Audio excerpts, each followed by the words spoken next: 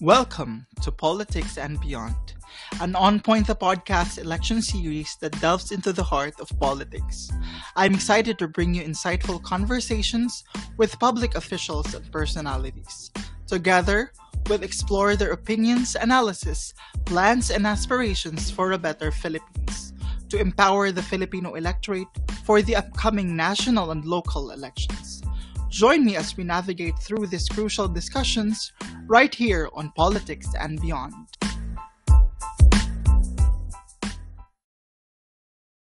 Welcome po dito sa muling pagbabalik ng ating election series ng On Point the Podcast na pinabagatang Politics and Beyond. At sa muling pagbabalik ng ating election series, meron po tayong isang napaka-espesyal na makakasama na suki na natin sa ating munting programa. Siya po ang professor mula sa University of Santo Tomas, mula sa Political Science Department.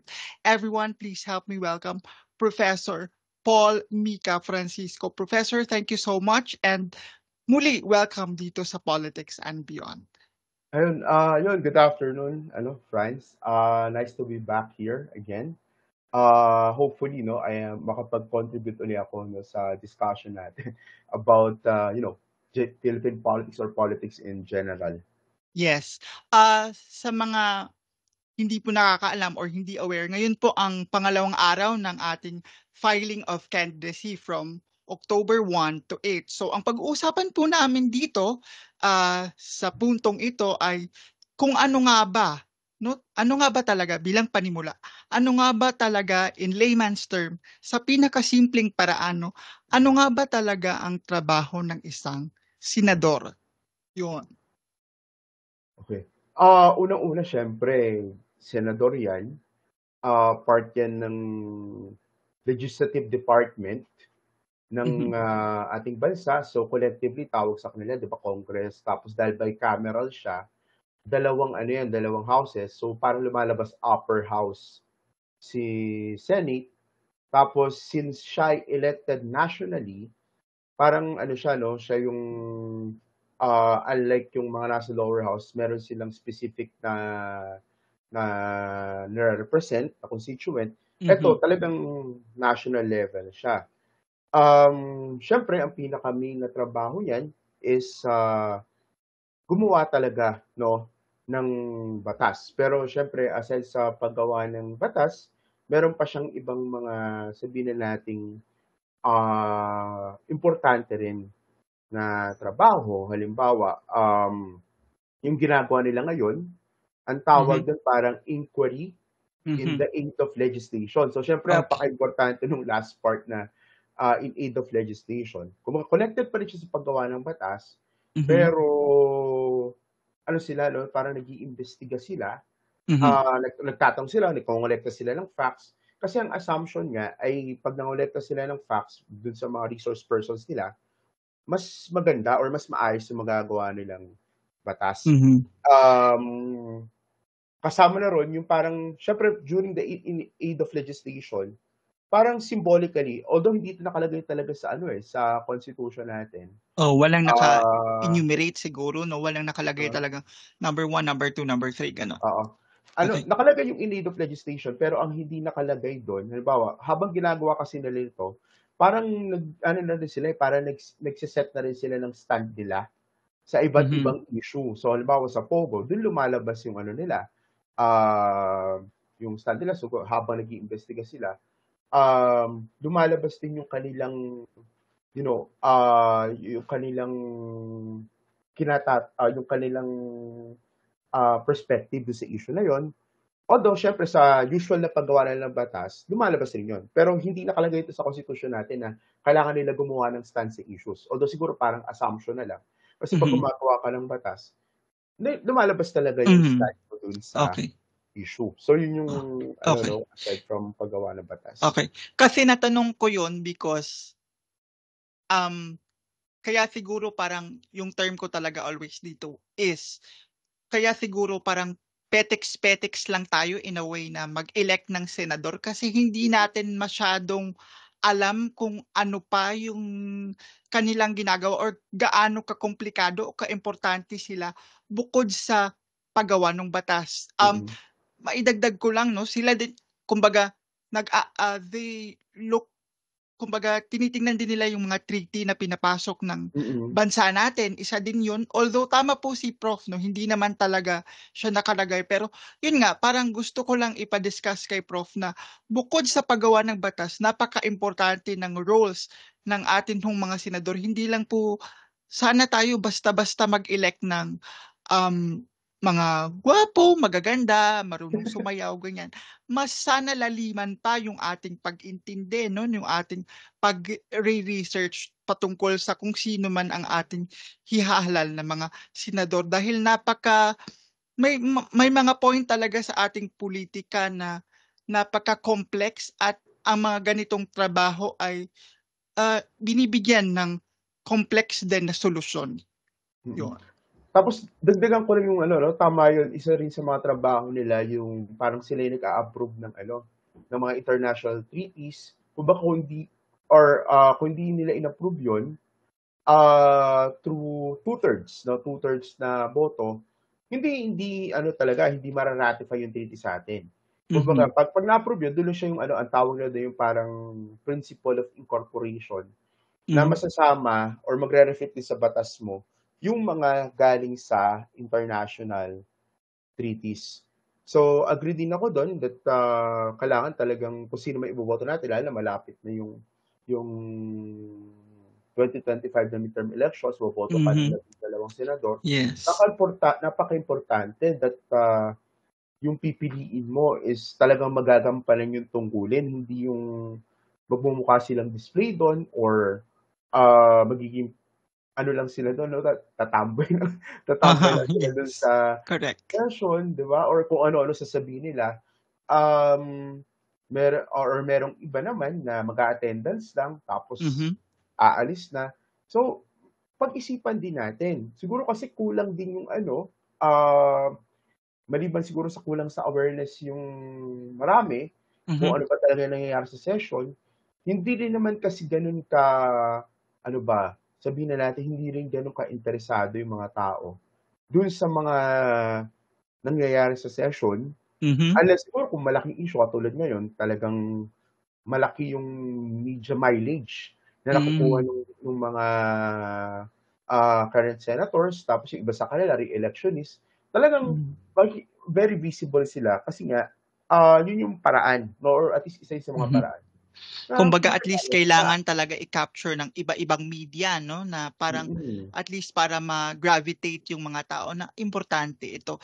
And siguro, no, speaking of awareness, again, paano ba natin magagawang interesante sa maliit na paraan? Ikaw bilang sa academe, no, paano mo ba ginagawang, kumbaga, madadigest ng inyong mga estudyante, no, na pakinggan at mapagmatsyag sa mga isyung hindi naman karaniwan talagang dinadigest natin sa pang-araw-araw dahil iba talaga yung ating pang-araw-araw na gawain versus sa mga usaping politika.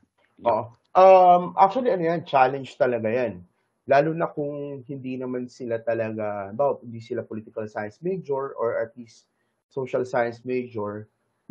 Para kasing sa kanila, hindi naman kami maapektuhan yan, hindi naman kami talaga interesado sa mga issue na pinag-uusapan. Sa akin, understandable. Kaya lang, ang ginagawa ko, halimbawa, ay pinapaintindi ko sa kanila na, sige, maaring sa ngayon hindi niyo pa nakikita importansya nito, pero halimbawa, graduate na kayo, nagtrabaho na kayo, kinukuhanan na kayo ng tax ng gobyerno, no? At hindi, ano yun, ang lalabas na minsan, parang pakiramdam mo, wala kang kalaban-laban.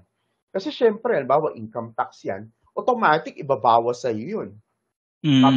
Tapos hahanapin mo, ano na yung nakukuha kong benefit galing dito sa tax na kinukuha sa akin. Kasi ang assumption, kinuhanan mo ko, pero meron ka dapat ibibigay na public goods. Okay. Paano kung hindi mo nararamdaman, ano nangyayari ngayon sa'yo? Parang doon mo marirealize. Ngayon kasi parang okay lang. Pero sabi ko, tingnan nyo, halimbawa, nakaka-experience kayo ng traffic araw-araw, nagko-commute kayo, ang mahal ng pamasahe, ang mahal ng bilihin. Lahat yan, maaaring mag-reflect yan doon sa hindi lang sa Senado, pero doon sa kabuuang pamamahala, no, or governance na ginagawa ng bansa. Yes, tama. Although meron siyang impact, kasi isa sa mga tinuturo namin yung contemporary world, syempre yung global impacts nung global economy. Halimbawa, meron siyang impact galing doon. Ang ang lagi ko sinasabi is, ano pa rin yan, eh, oo, maaaring merong mga presyo ng produkto na ang nagdidikta ay global market, pero ano pa rin siya, merong magagawa ang government para ma-ease yung halimbawa sobrang Hmm, taas ng presyo, may kaya siyang gawin. Kasi ano niya yun, eh, ah, kaya niyang i-address yung mga gano'ng bagay through policies. So siyempre kung policy nga, minsan babagsak siya sa paggawa ng batas or anong klaseng yes, mga batas yung yun. yung puwedeng gawin ng mga senador. Kaya kailangan mo talagang pag-isipan yung mga binoboto mo. Sabi ko hindi nga lang sa ano, eh, hindi nga lang sa Senado kumbaga sa lahat, Mhm, mayor, mhm. governor, presidente, vice iisipin mo mabuti, kung ito bang tao 'to can really deliver yung hinahanap mo. Although hindi ka na rin naman puwedeng umasa ng talagang sa kanila ka lang nakaasa, sa gobyerno ka nakaasa. Yes. Pero at least pumili ka naman nung ano 'no, kumbaga ang ano natin sa mga estudyante, pumili naman kayo ng ano, ng, qualified do'n sa posisyon. Yes. Although siyempre iba yung konteksto niyan, eto bilang isang academic ano 'to, i-a-admit ko 'to. 'No? Medyo mahirap kasing kumonect talaga doon sa kung estudyante mo walang problema. Pero Mhm. what if outside the university, outside the higher educational institution, yung mga ordinaryong tao. So ano 'to, eh, isa 'to sa mga parang nabanggit ko na 'to dati pero hanggang ngayon ano pa rin siya, eh, mahirap pa rin siya na yung ko-connect ka talaga sa ordinaryong tao, ipapaintindi mo sa kanila.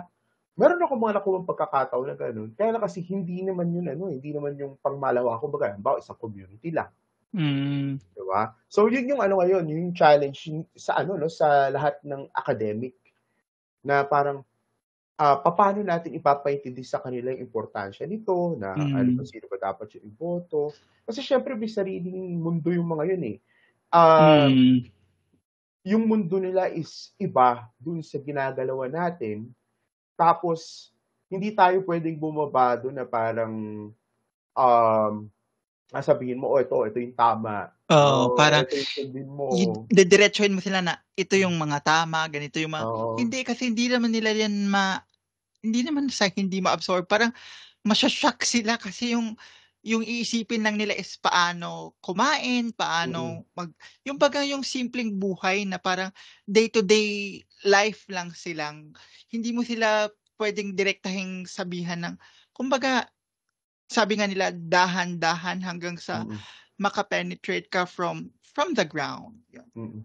Kasi, um, yun yung ano, eh, yun yung napakahirap gawin talaga lalo na maraming academic parang, totoo naman kasama sa buhay ng isang sa academe yung magpa-publish ka, Mhm, 'no, gusto mo ma-cite ka, gusto mo maging, parte ka talaga ng disiplina, kasama yon.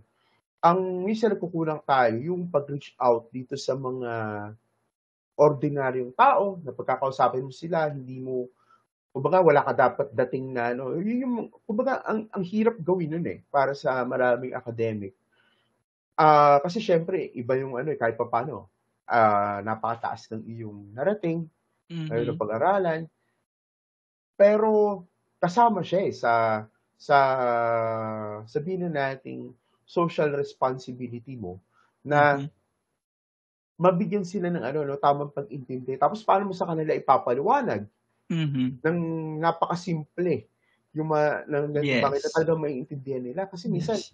kaya kanila hindi pakikinggan kasi hindi ka naman nila maintindihan, eh. Oo, O 'di ba may ano pa nga, may perspective na parang tipong, kapag Inglesero, kapagka, gumagamit ng mga highfalutin words, parang oo. sila lang yung mukhang magaling, Yes, correct.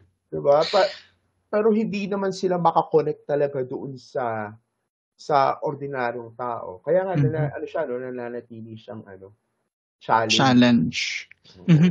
Oo. Pag-usapan naman natin 'yan, lumalabas yung mga pangalan ng Mm. mga veterano, ng mga bago in the sense na pumapalit lang sa Mm. ate, sa kapatid, ganyan. Um, anong ba anong basa niyo dito, Prof? Medyo hindi pa din nagbabago yung landscape, may mga veterano pa din na bumabalik 'no? At Mm. saka again, sabi ko kanina may mga bagong pangalan pero hindi naman talagang bago, pumalit lang sila sa kapatid nila. Anong basa mo sa ganitong, uri ng, uri ng ating politika pagdating sa kumbaga sa Senado 'no, na papalit-palit lang, Mm. na kumbaga narrow yung choices. Mm. At anong Ah, posibleng maaaring gawin mm. 'no, para Siguro una, siyempre magre-reflect na naman diyan yung, yung existence ng mga political families or tawagin natin yes. political dynasties. Ano yan, eh, parte na ng kumbaga naging parte na talaga ng ating ano yan, eh, ng ating politika. Hindi lang naman sa atin kundi, sa Asia in particular Yes. very ano, eh, 'no, kahit pulitika nagiging family oriented na siya. Yes. Ano lang siya 'no, sila lang kasi talaga yung ano, eh, sabihin na natin sila yung merong kakayanan Mhm. na makatakbo sa mga ganitong posisyon. Siguro kung ano yung puwede nating gawin dito sa mga Mhm. political families ito, siyempre Yes. ang pinaka ideal solution diyan, siyempre i-define mo yung ano ba ibig sabihin ng political dynasty, Mhm. hanggang Mhm. saan yung Mhm. political dynasty, halimbawa, hanggang fourth level ba ng consanguinity and affinity, may gano'ng ano, eh. Mhm. Kumbaga i-define mo kung hanggang dito lang kayo tapos 'pag meron na sa posisyon, dapat bawal na. So, kailangan natin i-define 'yun. Again, meron naman tayo sa constitution natin na parang nagpo-prohibit nun. Kaya lang kasi wala pa siyang enabling law. Yes, correct. Merong attempt yata yung, Supreme Court or isang grupo ng mga lawyer na parang magpe-petition sila sa Supreme Court na parang puwersaing i-define. Pero hindi ko alam kung hanggang saan. So Mhm. siguro ito mas makakasagot ko yung ano talaga, yung mga lawyer kung talagang papasok Mhm. pa dun sa Mhm. issue. Kaya lang kasi ang pulitika ng Pilipinas, it goes beyond legalities. So Mhm. ano 'to, eh, kaya nga hanggang ngayon parang hinihiwalay namin yung political science sa law kasi ano, eh, parang may gano'n pa ring perspective na tila ba pagka pol sci ka, dito ka lang sa legalities, hindi gano'n 'yun kasi Mhm. mas komplikado yung dynamics nitong politika kaysa do'n sa ano 'no, do'n sa simpleng batas lang. Mhm. Pero ang Mhm. punto rito ay dahil wala tayong enabling law, hindi siya ano 'no, hindi nawawala yung mga ganitong mga pamilyar na pangalan. No, mga pamilyar na Mhm. pamilya na sila lang yung laging tumatakbo. So, yun yung una 'no, parang ang ideal solution talaga diyan magawa natin siya ng batas. Pero kung hindi siya kayang gawan ng kasi siyempre, sino ba naman yung gumagawa ng batas? Yes. 'No, kung sila-sila din, bakit ako gagawa ng batas na hindi Yes. makakabuti sa akin? Yeah. So, ano yung puwede nating ano, puwedeng alternative pa diyan kung kaya lang ng civil society pa natin na magbigay pa Yes. ng pressure, yung talagang pressure na mapipilitan silang, or makaka-establish sila sabihin natin ng compromise dun sa mga elite na ito, para gumawa ng limitasyon, 'no? Kasi I don't think matatanggal talaga yung political dynasties, eh. Ang Mhm. pinaka-ano talaga rito is, ma-regulate lang man lang siya. Hindi yung Okay. talagang Yeah. Okay. kakainin niya na yung Yes. politika mo. Ta's pangalawa, kahit hindi ka member ng political dynasty tapos may mga re-electionist, 'di ba, may mga bumabalik. Mhm. Kumbaga pagkatapos yung term nila dati nagpahinga lang ng konti, Yes. tapos babalik sila kasi wala allowed ng ano mo, eh, ang daling lusutan ng ano, eh, Yes. ng, ng ibang provision ng constitution. Um, Papasok naman diyan yung ano, pagiging napaka-personal pa din nung pulitika. ng Mhm. Pilipinas na Mhm. siyempre kung sino sikat, sino yung gwapo, sino yung marunong sumayaw, sino yung Mhm. maganda, sila yung ano Yes. 'no, sila yung nakakapasok sa ano, sa pulitika ta's titingnan natin yung ano, halimbawa, yung, to call this, yung survey dun sa nilabas, yung nakita ko parang karamihan ay ano 'no, member ng administration Yes, yes. candidates, parang 10 yata out of the 12 Yes. 'no. Um Ano siya, very personalistic in the sense na ano talaga 'no, talagang yung mga kilalang pangalan lang, mga popular na tao. So, ano Yes. naman yung puwedeng solusyon dito? Diyan na ngayon papasok yung kailangan mo talaga ng mas malakas na party system. Okay. Kasi kung mas malakas yung party system mo, um, mas makakapagbigay siya ng ano 'no, sabihin na natin, mas makakapagbigay siya ng mas magandang choices, Mhm. doon sa mga tao, mas magandang alternatives, 'no? Tapos hopefully kapagka binago mo yung party system, although hindi naman siya biglaan, um, unti-unti ng mawawala or mababawasan yung Mhm. pagka-personalistic nung Kumbaga sabi nga ni politiko. Prof ay ma-regulate dahil Oo, ang strong political party system ay sila yung sasala doon sa mga kandidato mm, 'no, sila sana yung even maghahanap pa ng mga panibagong subong na or mga bagong pangalan na siyang kasi leveling the ano yan, leveling the playing field na sila yung mm, maghahanap ng, personalidad na titindig sa parehong ideals na dala ng political party na iyon. Pero dito sa atin maging administrasyon man o oposisyon, sadly medyo mukhang pare-pareho lang sila. totoo lang parehas lang sila ng ano 'no, ng Hindi natin dadalhin. Kasi wala kang political party na halimbawa malinaw yung ideolohiya, may ilinaw yung programa.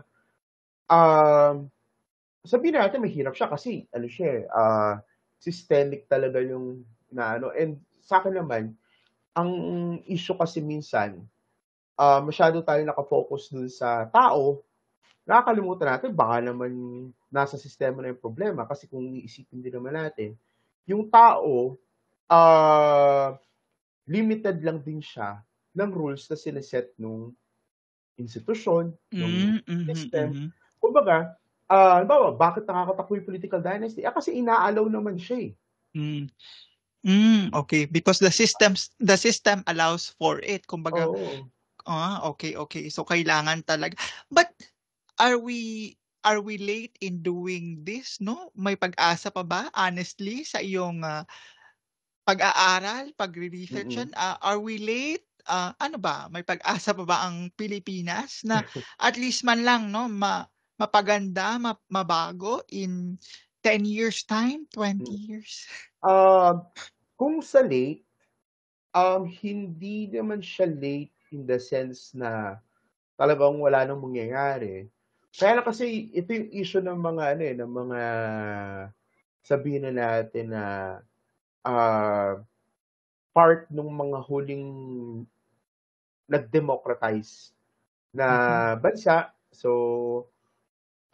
siyempre kasama dun yung pagbuo mo ng ano, pagbuo mo ng mga tamang institusyon, pagbuo mo nung, tamang sistema. Ang naging issue lang kasi sa atin, 'pag tinignan mo yung, kasaysayan nung Pilipinas, yung pagbuo kasi nung mga institusyon natin, hindi gano'n naging aktibo, hindi naging, gano'ng kalakas yung mhm, ano, eh, yung puwede nating ituring na civil society. Kung meron mang malakas na civil society nun is, hanggang ngayon naman yung mga nasa left. Ang problema naman din sa mga nasa left, nung nagsisimula ng state formation, ayaw nila mag-participate.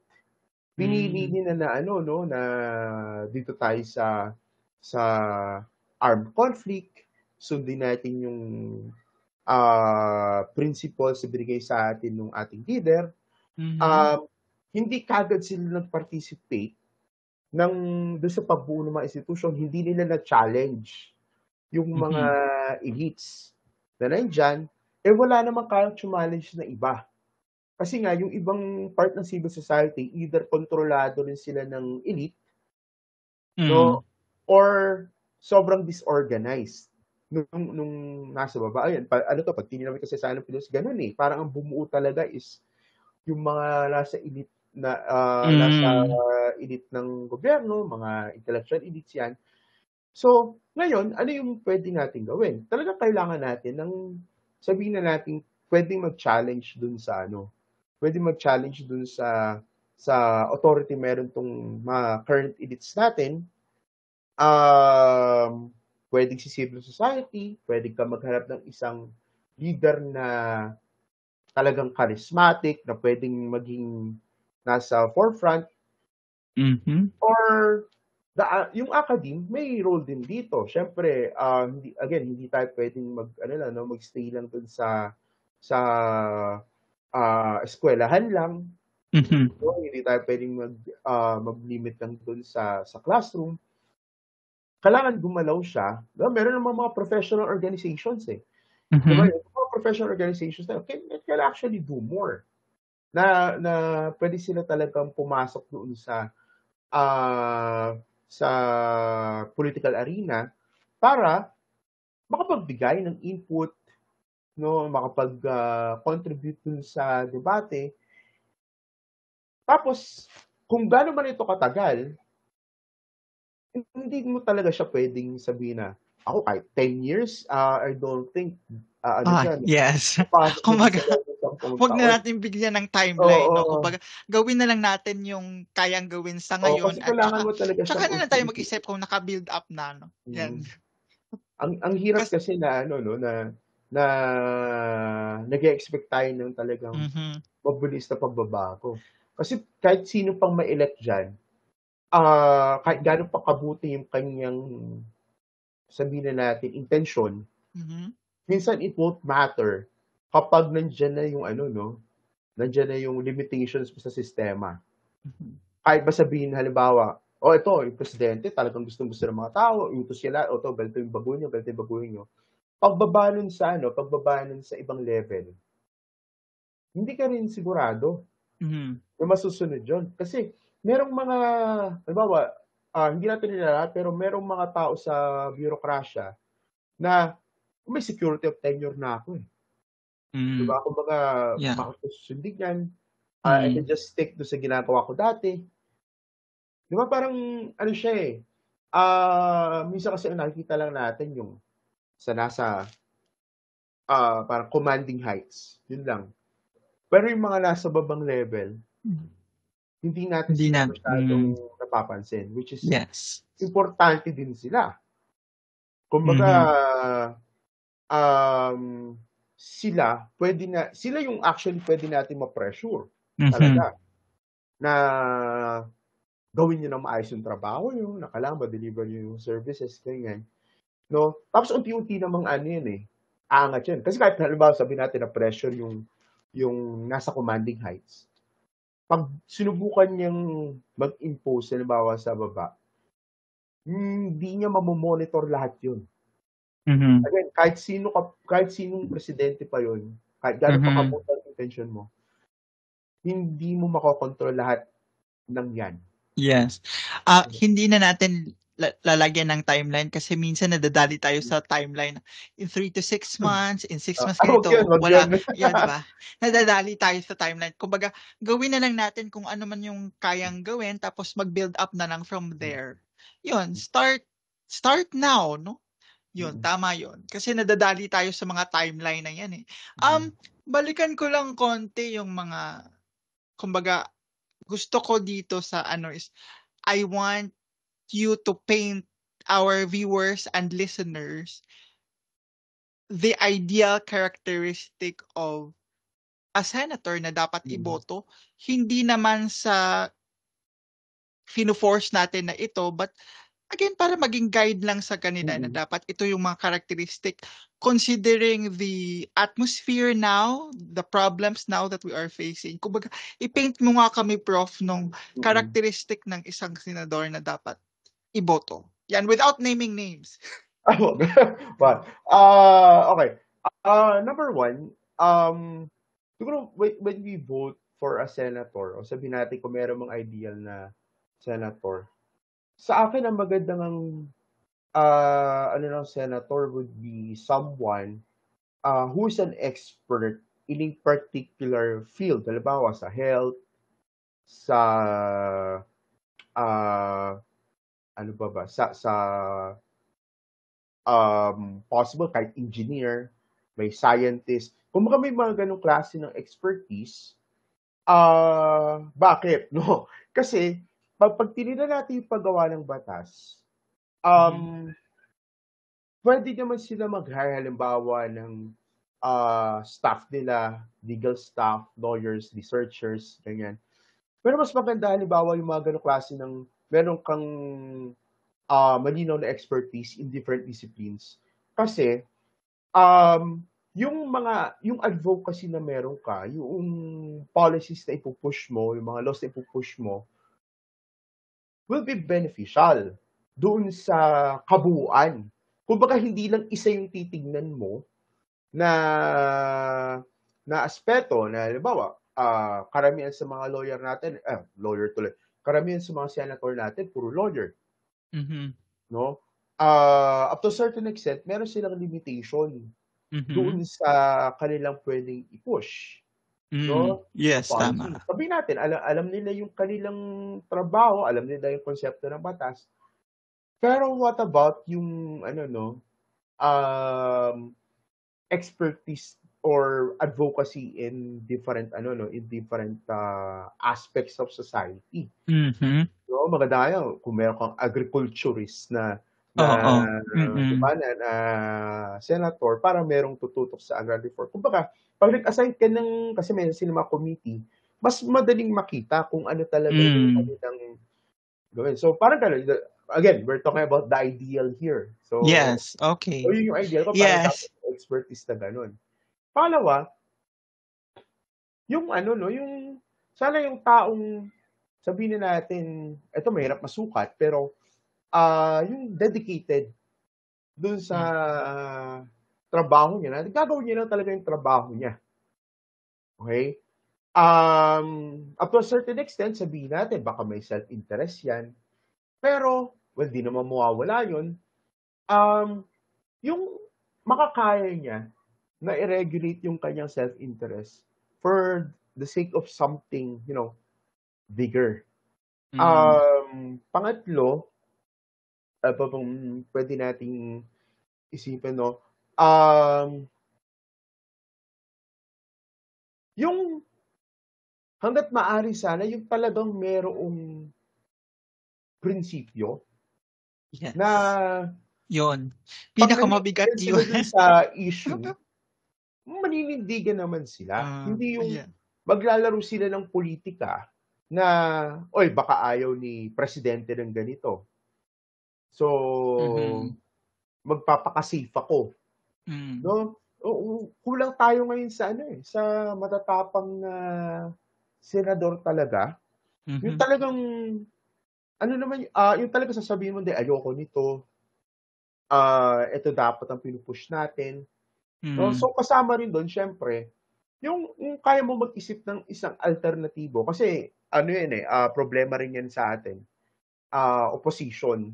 May Yes, opposition ka yes. nga, pero ang nangyayari sa opposition kadalasan, nagrereklamo lang sila, nagki-critic lang sila. Pero wala silang binibigay na Alternative na alternative, yes.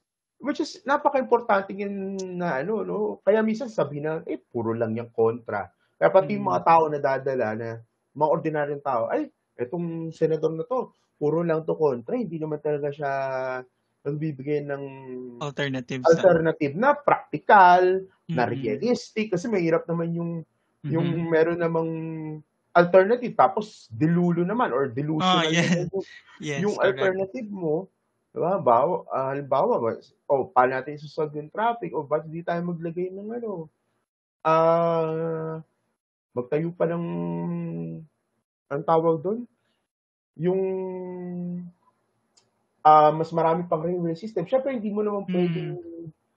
gawin yun, eh. Mhm. Diba? Kailangan titingnan mo muna, magiging ano ba 'to 'no, magiging applicable ba 'to? Ang punto kasi is dun ngayon papasok yung sinabi ko nung una na talagang may expertise sila. Halimbawa kung Mhm. may expert diyan ng urban planning, maganda yung ano, maganda yung mga klase ng policies na mabubuo nun. Hmm. Sabihin natin, okey hindi sila expert sa batas, 'no? Mm. Pero siyempre madaling ano yun, madali mo yung iba expert nga sa batas pero panig-isip naman halimbawa sa traffic management, kung hindi naman Yes. talaga nila naiintindihan yung traffic management, kung di naman talaga nila naiintindihan Correct. yung anong tawag dito, um, sa urban planning, wala Yes. din, 'di ba? Kahit gaano ka kagaling na ano, parang ang sinasabi ko dito, 'di ba, kada trabaho naman meron namang role na na ginagampanan yan Yes. sa lipunan.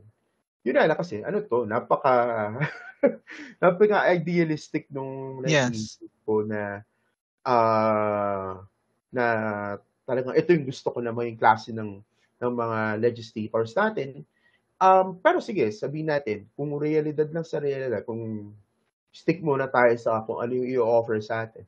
Sana Mhm. naman yung mga iboboto natin yung talagang alam mong may magandang track record, 'no, particularly pagdating sa legislation. Mhm. Hindi yung ano, hindi yung boboto ka, kasi ano 'to, tinulungan kami nito. Isipin niyo Yes. muna, ito ba talaga yung trabaho ng isang senador? Yes, 'Di ba talaga. kaya nga sila natanggalan ng pork barrel, Mhm. kasi well, actually hindi naman siya natanggal, parang ginawan lang nila ng ibang paraan. Yes, ibang pangalan, charot. Oo, ibang Charot lang. pangalan pero tapos instead na sa kanila dediretso yung budget, may particular budget sila. Tapos Mm. parang ini-sponsor, parang gano'n, parang ini-sponsoran nila yung isang department. So, parang sa kanila pa rin babagsak yung budget, Mhm. pero yung department yung mag-i-implement halimbawa nung project nila, parang gano'n yung ginagawa nila ngayon. Mhm. So, sana naman yung may yung maganda yung track record doon sa ano 'no, sa legislation, yung mga ginagawa sa Senate or sa ano, kahit sa House of Representatives. Hindi yung andun lang siya nakatunganga, tapos Hmm. kapag merong nag-sponsor ng batas. Nagsusuklay ng bigote, charot. 'Di ba? Huwag gano'n, yung Nagbiga tipong, ah, sasakay lang siya, 'di yes. ba?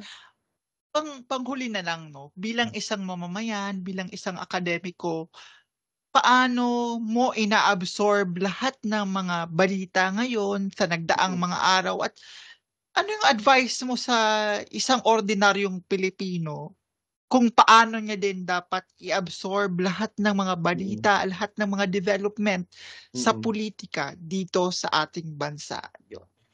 Okey, ako kasi ano ako, skeptic ako, Hmm. Skeptic ako palagi. Halimbawa may binalitang ganito, ah, hindi ko kaagad tatanggapin yan kahit ba sabihin natin reliable yung news network, ganyan. Ah, Iisipin ko muna, meron pa bang ibang implikasyon, meron pa bang ibang meaning yung nangyayari, meron pa bang ibang so ang gagawin ko, 'pag may ganitong naibalita, hindi ko siya tatanggapin ng buong-buo, gagawa ko ng sarili kong ano, sabihin na nating pananaliksik, titingnan ko, che-check ko yung ano, makikipag-usap ako sa mga tao na posibleng may alam, kasi Mm. nagtatrabaho sila dun, so meron naman tayong mga kaibigan diyan. Um, Tapos dun ibabangga-bangga ko siya, then kung talagang Kumbaga hindi ko talaga ipoproseso mo yung muna ng sa iyo, oo, kumbaga yung may sarili kang ako proseso, hindi ko yun. siya tinatanggap kaagad, lalo na kung galing sa ano, sa social media yung balita, Yes. alam naman natin Mm. 'yan. Baka ito ay fake news lang, 'no? Minsan nga ano sa'kin yung mga tao na parang, "Bakit hindi ko na lang daw tanggapin yung." Hindi kasi, sa Ah. pulitika kasi ano, minsan ano 'yan, gagawa ka ng distractions, gagawa ka ng, sabihin natin parang smoke screen para hindi talaga makita kung ano yung totoong, plano nilang gawin. Mhm. So ito nga halimbawa yung mga hearings na 'yan, minsan skeptic ako, ano ba ba, necessary pa bang tinutuloy ito? Kasi kung in aid of legislation 'to, katulad ng trabaho nila, bakit wala naman lumalabas na ano 'no, wala naman lumalabas na legislation na useful Mhm. talaga na naging resulta nung Hmm. nung pag-iimbestiga, pag-gather ng facts. So, ano siya 'no, sa akin kung advice ko sa ordinaryong tao, magkaroon tayo kahit papaano ng puwede nating tawagin na healthy na skepticism. Mhm. Hindi naman sa pagdududahan mo lahat, it's just that, Mhm. hindi tayo puwedeng tanggap lang ng tanggap na ito talaga nangyayari Mhm. 'no, na ito lang talaga yung Mhm. nangyayari. Kasi baka ano yan, eh, magulat ka na lang, "Uy, may ganito pala silang ano 'no, may ganito pala silang, pinaplano, kaya ganito yung nangyayari sa bansa." Minsan mabilis tayong makalimot, mabilis Mhm. tayong, malinlang nung ano 'no, nung Yes. binibigay sa'tin sa media. Kasi minsan may mga diversionary tactics lang yung Mm. mga politiko na yan to, yun nga parang magpa-headline ganyan. And with that, maraming maraming salamat for always sharing your expertise, your knowledge to us. And salamat sa muling pagtanggap sa amin, Professor Paul Mika Francisco. Thank you, thank you. Ay, salamat din sa opportunity. Yun, salamat.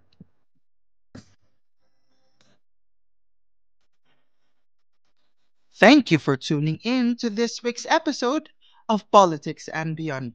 Stay connected by following our official social media pages for the latest updates.